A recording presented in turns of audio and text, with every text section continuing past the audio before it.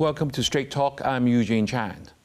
Joining us this evening to take a closer look at equestrian sport in Hong Kong are two of our top equestrian athletes. Raena Leung, a top show jumper and FEI Asian Championships medalist. She is a member of the Hong Kong Jockey Club Elite Squad 2025 and has ridden internationally for over 30 years. She now serves as performing coach for the Hong Kong Jockey Club Youth Squad on the mainland, sharing her expertise with the next generation of riders. Also with us is Samantha Chan, a rising star in dressage and member of the Hong Kong Jockey Club Elite Squad 2026.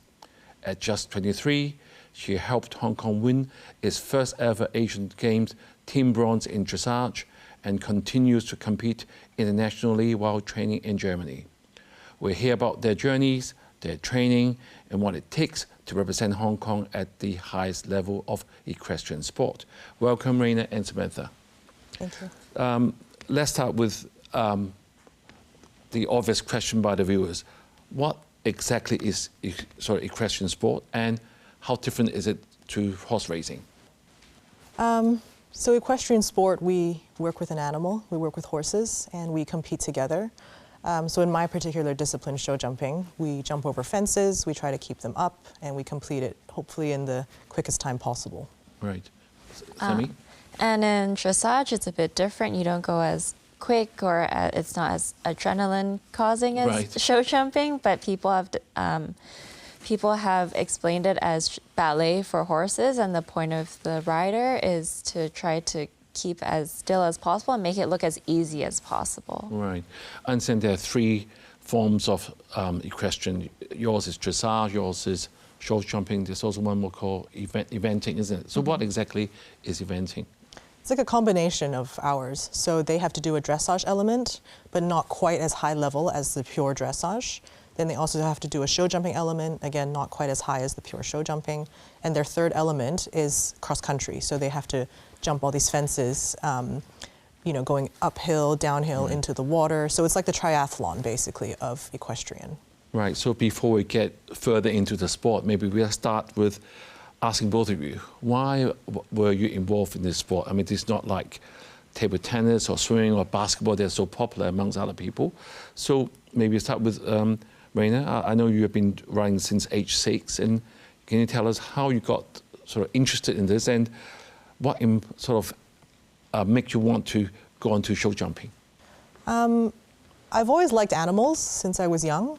I was told by my mom, I think we saw some sort of fun fair across from our place, where people were riding these ponies. And I was just like, and I just started to ask her, I said, I want to learn how to ride horses. And so she enrolled me into the Leung Public Riding School, but you can't start until the age of 6. And the wait list was extremely long. But finally, when I got my turn, I started to ride.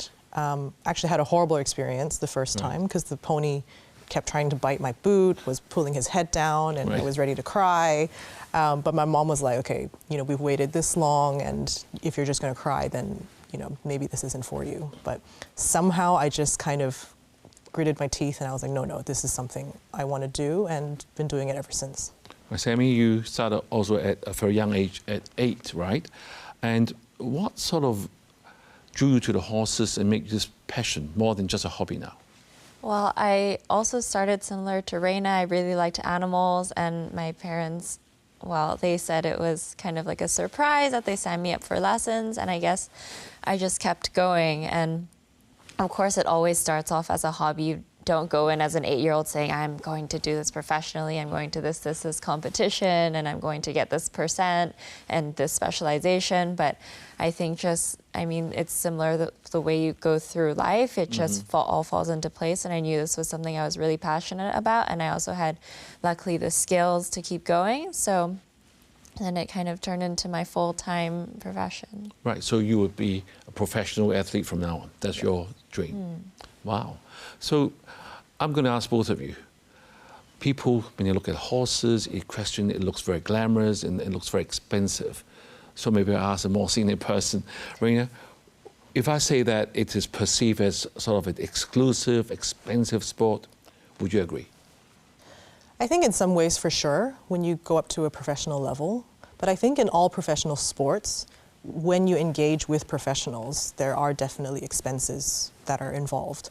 However, in order to start, the Jockey Club has made it very accessible to the public. They've got 3 public riding schools in Pok Fulam, in Tuen Mun, and in Leung. So it is very much open to the public, where you can start to not just be riding the horses, but to interact with the horses. And then eventually, if you like working with these animals, then you can start having the riding lessons. And you start off with like once a week, then if you really like it, twice a week. So it's kind of just depending on how much you decide to engage with it. And then if you decide to pursue it as a sport, for sure the expenses are going to rack up. But I think it's still very accessible to the public. Right, Sammy, for the viewers who may have never ridden a horse, what does a typical training week as an elite equestrian training actually look like? I mean, how many hours do you do? How many times you go to practice? And even, I'm sure you do some off-saddle training as well. Can you share with us? Yeah, so it definitely depends person to person. But I personally like to take a really hands-on approach to my training with my horse, because having a horse, it's not like having a tennis racket. You kind of have to take care of it like a child. And when you have many horses, you don't have the time and you just have to ride them. But for me, because I don't have so many horses to ride in a day, so I like to, we'll have to start at maybe 5 or 6 in the morning sometimes to start taking care of them and cleaning their stable and getting everything ready, plus the riding. And then when I'm kind of have some time off from the horses, then I try to go to the gym to better myself, just so, I have to be fit, not just them. And it sometimes ends at at competitions like 9 or 10 o'clock, you have to check on them before they go to bed, before you go to bed, and then start again the next day. Wow, it's a full-time job, isn't it? Yes. Raena, how long, you mentioned about this is one of the very few sport, or if not only sport, that you work with a live animal. So you've been there quite some time. So how long does it take you to build trust and communication with a horse that you're working with? I think it depends, actually, because if you're really lucky and you come across a horse that really fits your own style, sometimes you get on a horse and you just think, wow, I click with them right away. However, some that are a bit more sensitive or complicated maybe, then it needs a bit of time for them to get to know you and to build that trust. But in general, I would say, the longer you have the partnership, then I think the more bond you have with the horse. So you kind of know how they're feeling that day, what you need to do to prepare them for a competition, what they like, what they don't like, and you just try to maintain everything you possibly can to peak at the right times. Right. Sammy, what happens if the horse isn't doing his or her best on that day? What would you do? Well, it depends where you kind of feel the disagreement is coming from. So perhaps if they just don't really feel like doing it. Sometimes you don't really feel like going out of bed, but it's good if someone makes you get up and start working or start studying. Then you kind of have to motivate the horse. But if you feel like there's really something wrong or something not normal or they're feeling pain somewhere, the best is always to just leave it for another day. Maybe in a competition, you might even say, I retire and I don't compete today, because in the end, if you don't feel well, if the horse doesn't feel well, it's not going to be a good result. So there's not really point in pushing it. Right. So it's in a way quite unpredictable, isn't it?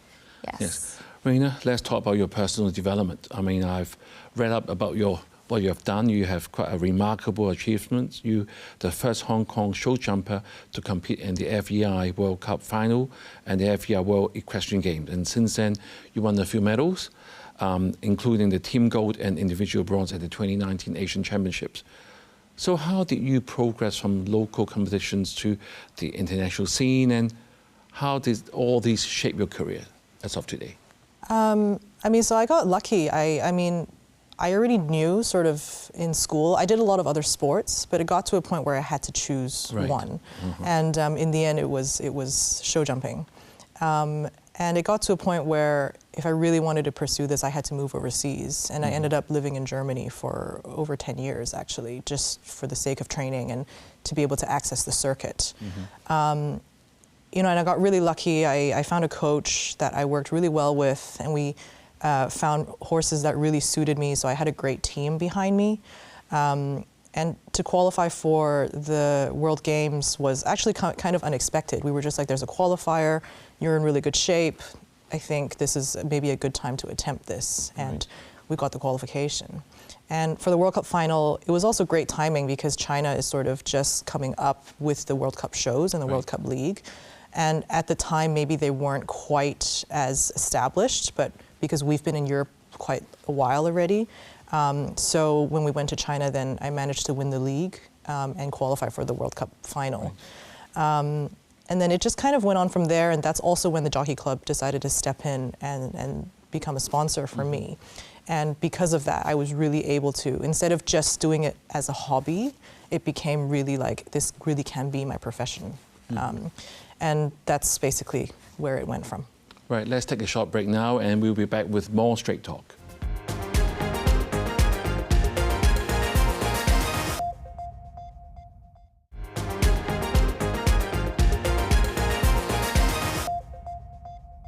We are back on Straight Talk and continuing our look at equestrian sport in Hong Kong with Raena and Samantha, both part of the Hong Kong Jockey Club elite squad. So in the first half, you gave us a sort of a bird's eye view of what equestrian is, and you have shared with us your personal achievements. So with Sammy, it's your turn. I've seen that you have progressed from the youth squad now to the elite squad. If I'm going to ask you, what were the pivotal moments that sort of help you to sort of jump from one to the other, especially from a young rider, and how important have been your parents' support?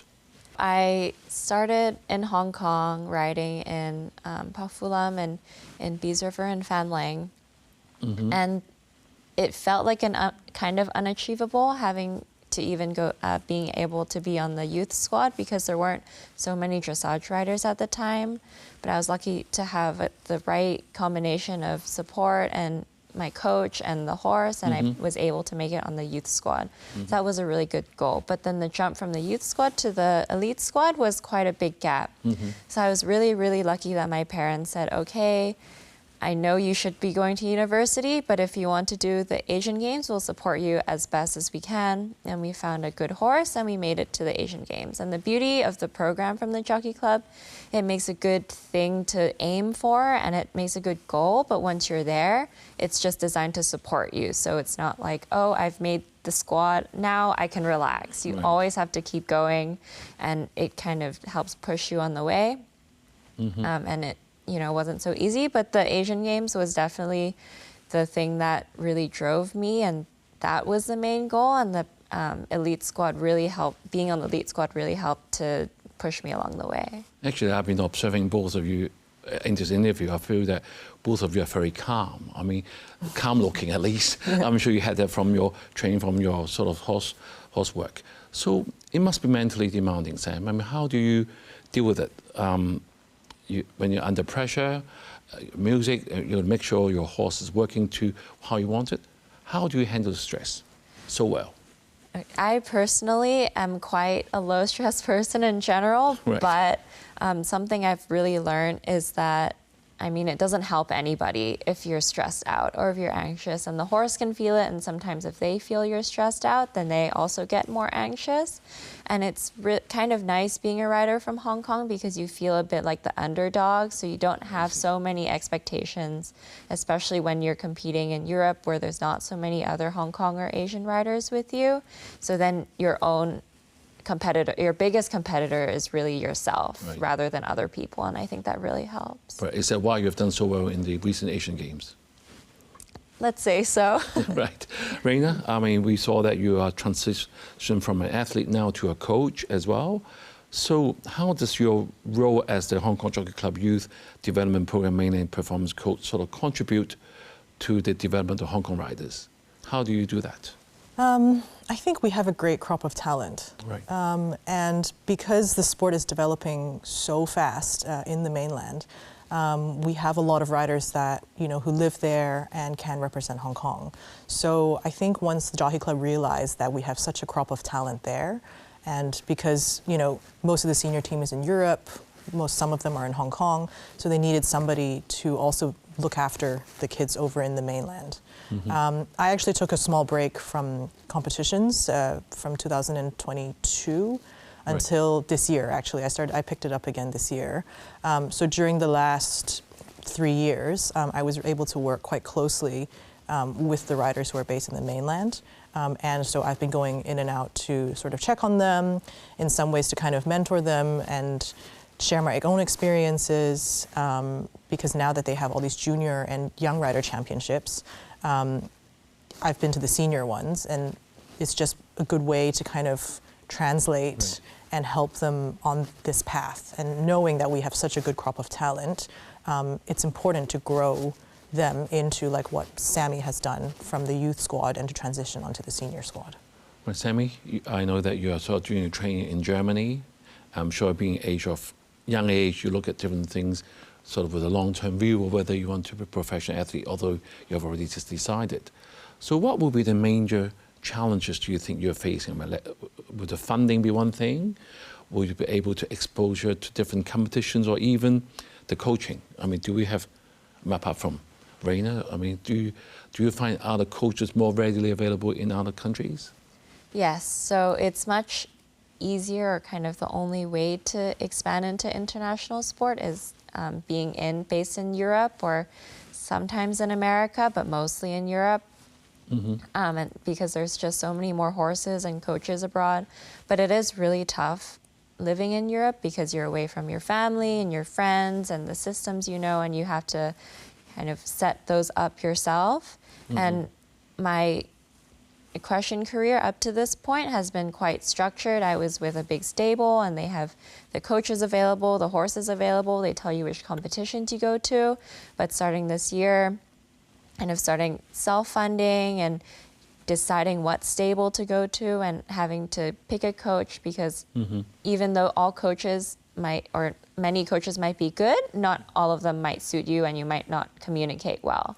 So that's always tough, and having to maybe move around or change coaches. Those are some challenges that I've found. Right. So Raena, let's look at the equestrian sport in Hong Kong. I mean, you're the more senior person. I'm going to ask you more direct questions, seeing as Sammy's just getting into the game. If you look at the last 30 years, how equestrian sport has developed in Hong Kong, we both agree that the Hong Kong Jockey Club has played a very major role since the Olympics in 2008. Then the club established the sort of the equestrian team and the junior squad. So how do you see this further develop in years to come? Especially now we have such a close connection with the GBA as in all other areas. How do you see that? It's definitely growing. I mean, and it's great to see that it's growing. So when I started, you know, there was no youth program. And at that time, show jumping was probably the more focused on discipline at the time. And I feel like the riders from my generation, when we wanted to pursue this, it was kind of us finding our own paths. But then once they did see, you know, we had riders who could ride at the Olympic level, especially at the 2008 Olympics. And then eventually us qualifying for the World Games in 2014, World Cup final, and we had another rider at the 2018 World Equestrian Games. They could see that we are scratching the highest level within our sport.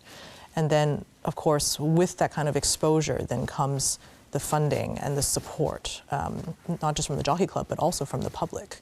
Because I think being exposed to the sport and realizing what you can do with horses, since it's more established, racing is more established in Hong Kong, I feel like the public is quite familiar with this concept, but not quite with equestrian. So exposure for sure is the first thing, right. I think, to garner that kind of interest.